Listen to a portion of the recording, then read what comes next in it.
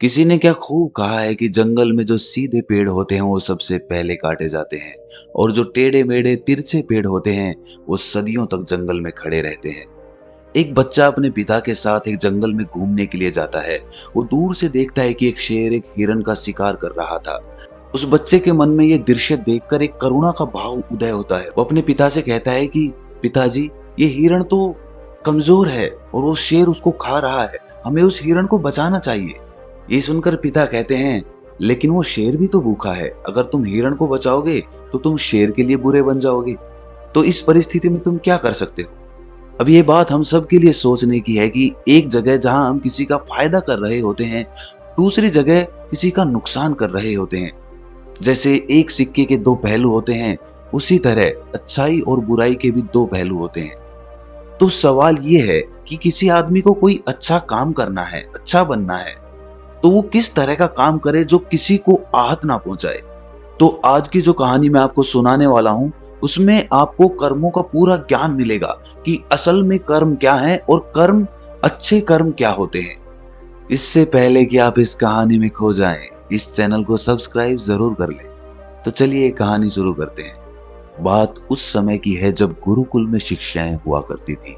मतलब गुरुकुल में बच्चे सीखने के लिए जाते थे, वहीं पर रहते थे, वहीं पर प्रकृति का आनंद लेते थे और वहीं पर अपनी शिक्षाएं ग्रहण करते थे।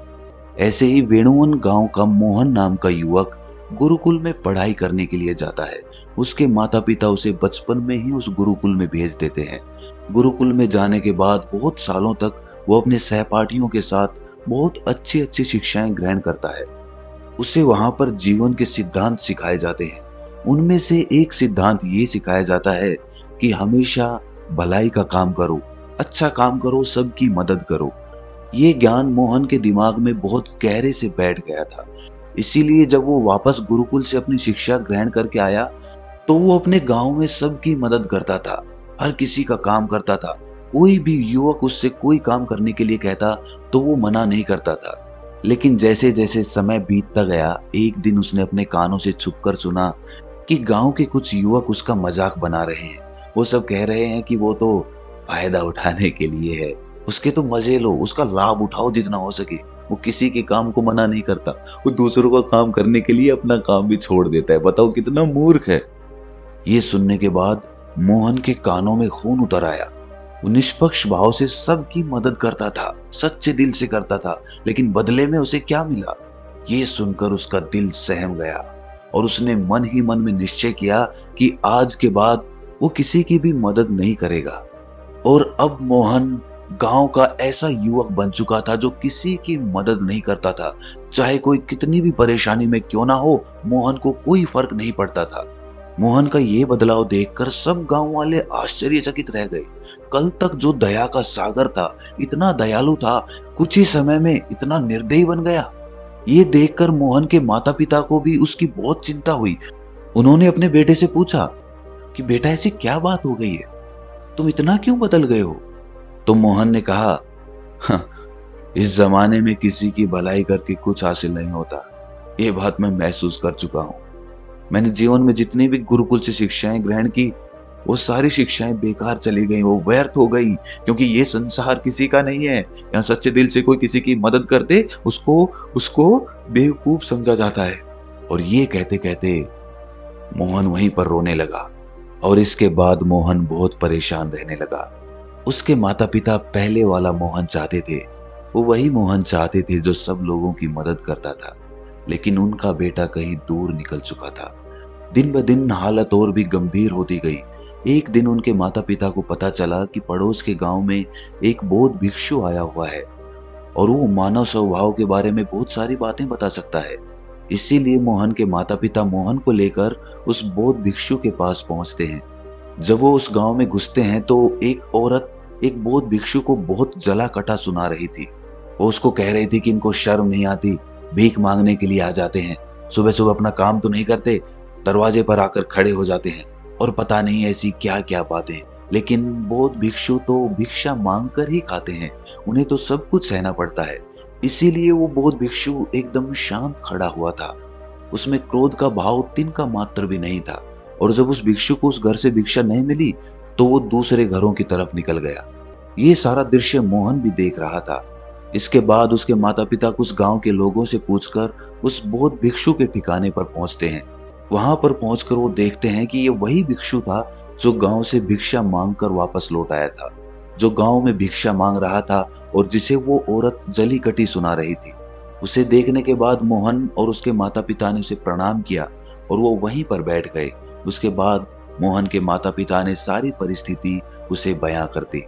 उन्होंने अपने बेटे का जिक्र करते हुए बताया कि ये हमारा बेटा पहले बहुत दयालु हुआ करता था, सबकी मदद करता था, लेकिन अचानक पता नहीं ऐसा क्या हुआ कि अब ये किसी की मदद नहीं करता। कोई इसके सामने मर भी रहा होता है तब भी ये बिल्कुल उसे पानी भी नहीं पिलाता। ऐसा स्वभाव हो गया है इसका। हम कुछ समझ नहीं पा रहे कि ये बदलाव अचानक से हुआ कैसे। इससे पहले कि वो बौद्ध भिक्षु को जवाब देता, वो औरत जो गांव में उस भिक्षु को जली कटी सुना रही थी, वो अपने बेटे को लेकर वहीं पर पहुंच गई और हाथ जोड़कर उस भिक्षु से प्रार्थना करने लगी कि मेरा बेटा बहुत बीमार है, अचानक से इसे बुखार आया और गांव के लोगों ने बताया कि आप इसकी मदद कर सकते हैं, कृपया करके मेरे बेटे को ठीक कर दीजिए। ये सुनकर वो बौद्ध भिक्षु तुरंत उस बच्चे का उपचार करने में लग जाता है और कुछ ही देर बाद औषधियां देने के बाद वो बच्चा बिल्कुल स्वस्थ हो जाता है। ये सब देखकर वो औरत उसे कुछ भिक्षा देकर प्रणाम करके वापस लौट जाती है। ये सारा दृश्य मोहन भी देख रहा था। मोहन के मन में एक सवाल उठ रहा था और जब वो इसका कोई जवाब नहीं ढूंढ पाया तो उसने उस बौद्ध भिक्षु से पूछा, शायद आपने पहचाना नहीं, ये वही औरत थी जो आपको जली कटी सुना रही थी, जो गांव में आपको भिक्षा देने से मना कर रही थी। शायद आपने उसे पहचाना नहीं तो आप उसकी मदद नहीं करते। ये सुनकर वो बौद्ध भिक्षु मुस्कुराने लगता है। उसके बाद वो बौद्ध भिक्षु मोहन को बताता है कि दूसरों की अच्छाई करने से कुछ अवस्थाओं में दुख मिलता है, लेकिन अगर तुम कर्मों का सिद्धांत समझ लेते हो तो अच्छाई और बुराई, इसके सारे भेद तुम्हारे सामने स्पष्ट हो जाएंगे। मैं भली भांति जानता था कि ये वही औरत है, लेकिन मैंने बिना कोई द्वेष का भाव रखे हुए वही किया जो मेरा कर्तव्य था। जब आप किसी की भलाई या किसी की अच्छाई बिना किसी लालच के करते हो, बिना किसी बदले के करते हो, बिना किसी द्वेष के करते हो, वही अच्छाई होती है। लेकिन अक्सर हम लोग जब किसी की मदद करते हैं तो हमारे मन में यही भावना बन जाती है कि बदले में वो इंसान भी मेरी मदद करे, लेकिन जरूरत पड़ने पर जब वो हमारी सहायता नहीं करता तो हमें दुख होता है। इसीलिए किसी भी इंसान के साथ बिना कुछ पाने के भाव से उसका भला करो और उतना ही भला करो जितना तुम्हारा सामर्थ्य हो, मतलब तुम्हारी आर्थिक और शारीरिक क्षमता के हिसाब से, ताकि कल को अगर वो इंसान तुम्हारे साथ बुरा व्यवहार भी करे तो तुम्हें उसका खेद ना हो, उसका पश्चाताप ना हो कि मैंने तो इसके लिए इतना कुछ कर दिया और ये मेरे साथ अब ऐसा व्यवहार कर रहा है। इसीलिए किसी का उतना ही भला करो जिससे तुम आहत ना हो। दूसरी बात, किसी दूसरे परिवार के झगड़े के बीच में तुम कभी मत पड़ना। अगर कोई पति पत्नी आपस में लड़ रहे हैं और वो पति अपनी पत्नी को पीट रहा है और तुम उसे बचाने के लिए पहुंच जाते हो कि तुम भाई औरत को क्यों पीट रहे हो, तो ऐसा करना तुमको संकट में डाल सकता है, क्योंकि वही औरत जिसकी तुम मदद करने के लिए गए हो वो ये कह सकती है कि ये हमारी आपस की बात है, तुम्हें इससे क्या लेना देना, और इसका तुम्हारे पास कोई जवाब नहीं होगा। इसीलिए दूसरे के फटे में कभी टांग मत अड़ाना। अगर ऐसी स्थिति कभी पैदा हो जाए, कोई तुमसे मदद मांगे तो दरबारियों तक खबर पहुंचा दो, अदालत उसका फैसला करेगी। तीसरी बात, अपने विवेक का इस्तेमाल करो। अपनी आंखें खोलकर देखो कि किसे वास्तविक रूप से मदद की जरूरत है और कौन ढोंग कर रहा है, क्योंकि अक्सर लोग दया का पात्र होने का दिखावा करके आपको बेवकूफ बनाकर आपसे मदद ले लेते हैं। जैसे कि आज के युग में हम बहुत सारी जगहों पर देखते हैं, बस अड्डों पर, रेलवे स्टेशन पे, कि बहुत सारे छोटे छोटे बच्चे भीख मांगते रहते हैं। अब उसमें दो स्थितियां पैदा होती है। अगर आप उनको भीख देते हो तो आप भीख मांगने को बढ़ावा देते हो, और अगर भीख नहीं देते हो तो वो बच्चा शायद आज खाना भी ना खा पाए। इसीलिए ऐसी स्थिति में आपको अपने विवेक का इस्तेमाल करना चाहिए। आप उसको पैसे देने की बजाय खाना खिला सकते हो या कुछ किताबें दिला सकते हो। इसीलिए सही तरीके से मदद करने के लिए विवेक का होना बहुत जरूरी है, वरना तो आपके धन का दुरुपयोग ही होगा।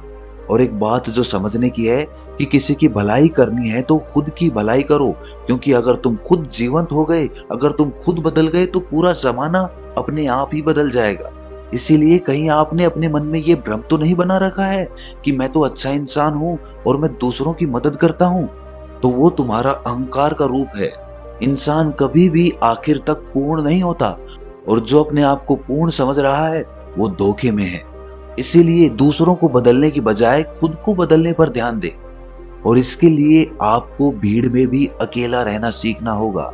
आप सबके साथ हैं, सब में उपस्थित हैं, लेकिन अंदर से आप एकांत हैं, अंदर से आप शांत हैं, अंदर से आप मौन हैं। जब आप अपने एकांत को देख लेते हैं तो आपकी अंतर यात्रा चालू हो जाती है। अपने अंदर के एकांत का आनंद उठाने के लिए आपको ध्यान में उतरना होगा। आपको रोजमर्रा की जिंदगी में ध्यान को एक हिस्सा बनाना होगा, ध्यान को वक्त देना होगा। उसके बाद आप पाएंगे कि आपके अंदर के एकांत के समान आनंद इस दुनिया के किसी भोग में नहीं है, किसी वस्तु में नहीं है, किसी वासना में नहीं है।